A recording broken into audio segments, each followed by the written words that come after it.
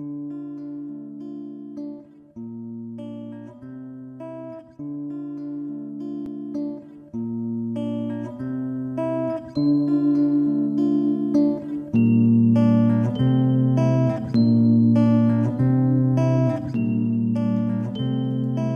vie n'a pas été facile de mon côté, j'ai très souvent eu envie d'en finir. Et il n'y a pas si longtemps j'ai rencontré un main ange. Elle a su me relever car les héros ne meurent jamais. Je me suis repris et j'y vais de l'avant, je le savais qu'il suffit juste d'attendre car le temps de type fourmiller. Et nous les êtres humains, la patience on l'adore. Et en plus on sait très bien l'aimer. Nos discussions dans la nuit, c'est ce qui m'a donné l'envie de me reprendre en main et d'essayer d'aimer la vie. Chaque fois que tu m'encourageais, je dansais seul sur mon lit. J'en avais rien à foutre, je voulais juste lire. Y a le temps qui passe et les discussions passent. Et je ne sais plus si en te parlant j'ai mis mon masque ou si tu es la seule à m'avoir vu l'enlever. Mais en parlant de ça, je l'ai pas retrouvé.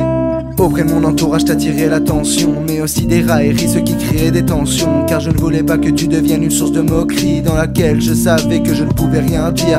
En parallèle de ça je continuais à jouer, mais à ce moment-là ma passion s'essoufflait. Un stress était apparu quand je venais te parler, ce qui a déglingué mon envie de me connecter.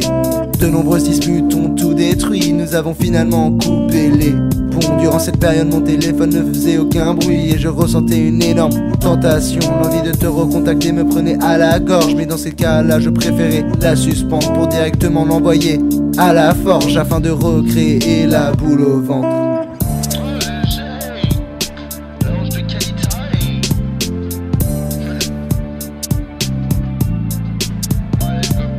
Tout le temps qu'on a passé chacun de notre côté a été un enfer et je ne voyais que des marées. Première fois de ma vie qu'autant je m'en voulais de cette situation. Toi, qu'est-ce que t'en pensais? À croire qu'en une seconde de l'or est devenu du cuivre, mais la seconde d'après tout ça était parti. J'aurais bien voulu tenter de te poursuivre, mais j'avais bien compris qu'il fallait stopper ici.